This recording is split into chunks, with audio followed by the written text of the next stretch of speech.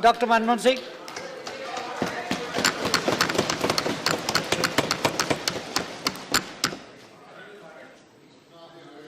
Mr. Chairman, sir,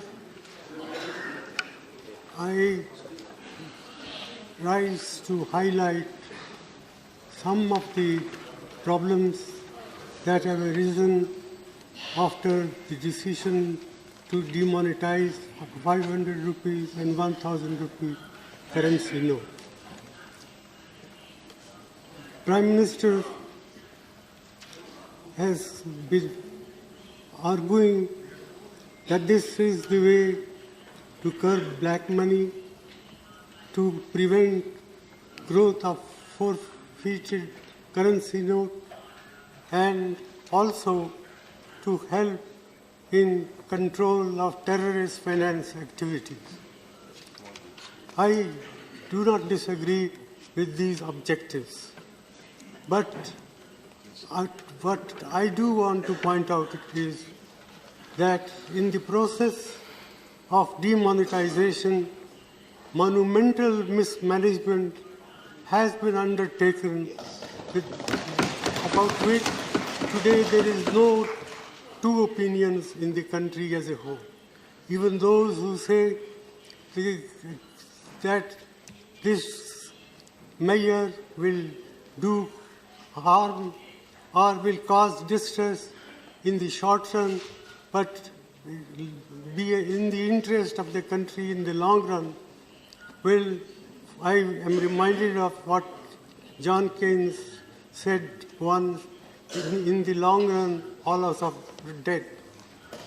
And therefore, it is important to take note of the grievances of the people, the ordinary people who have suffered as a result of this imposition on the country overnight by the Prime Minister.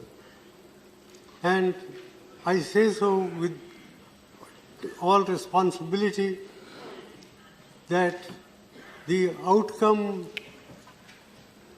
we do not know what will be the final outcome. Prime Minister has said that we should wait for 50 days. Well, 50 days is a short period, but for those who are poor and deprived sections of the community, even 50 days torture can bring about disastrous effect. And that's why about 60 to 65 people have lost their lives. Maybe more. And what is more is, what has been done can weaken and erode our people's confidence in the currency system and in the banking system. One, I would like to know from the Prime Minister the names of any countries he may think of where people have deposited their money in the banks, but they are not allowed to withdraw their money. This alone, I think, enough to condemn what has been done in the name of greater good for the people in the world. And, sir, I would further like to point out that, in my opinion, this scheme of monetization, the way it has been implemented, will hurt agricultural growth in our country, will hurt small industry, will hurt all those people who are in the informal sectors of the economy. And my own feeling is that the national income, that is the GDP of the country, can decline by about 2 percentage points as a result of what has been done. This is an underestimate, not an overestimate. Therefore, I feel that the Prime Minister must come with some constructive proposal how we can implement this scheme and at the same time prevent this distress that has been caused to the common people. It is no good that every day the banking system comes with modification of the rules, the conditions under which people can withdraw money. That reflects very poorly on the Prime Minister's office, on the Finance Minister's office, and on the Reserve Bank of India.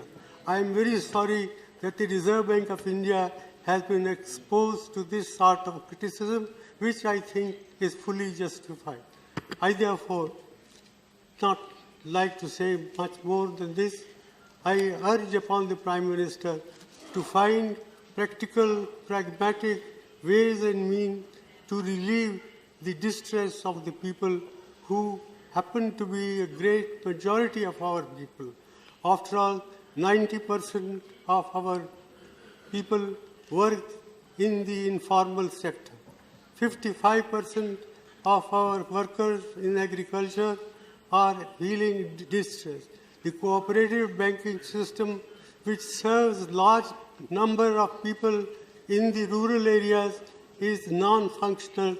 It has been prevented from handling cash. So, in all these measures convince me that the way the scheme has been implemented, it's a monumental management failure, and in fact, it is a case of organized loot and legalized plunder of the government.